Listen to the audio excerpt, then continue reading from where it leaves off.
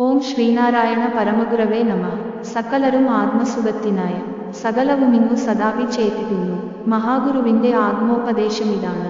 അതിനാൽ മതം പലമതസാരവും ഏകമാണ്. ഓരോ കാലത്തും ജനിച്ച മഹാത്മാക്കളായ ആചാര്യന്മാരുടെ കാലഘട്ടം, ദേശം, ഭാഷ എന്നിവ പലതായതിനാൽ അവർ തന്ന ജ്ഞാനത്തിലുള്ള വഴികൾ വ്യത്യസ്തങ്ങളാണ്.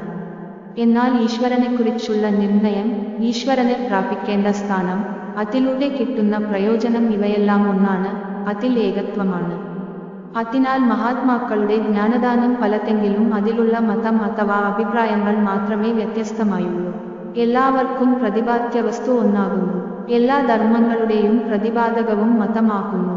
എല്ലാം ഒന്നിനെ തന്നെ പ്രാപിക്കുകയും ചെയ്യുന്നു. അതിനാൽ പൊതുവായ ഒരേ ലക്ഷ്യമാണ് എല്ലാവരും മുന്നം വയ്ക്കുന്നത്. അതുകൊണ്ട് മനുഷ്യനു പ്രപഞ്ചത്തിൽ സന്തോഷം ലഭ്യമാകുന്നത് ഈ ഏകമതത്തെ ഉൾക്കൊള്ളുമ്പോഴാണ്. ആശ്രയം ഗുരുദേവ സൂക്തങ്ങൾ.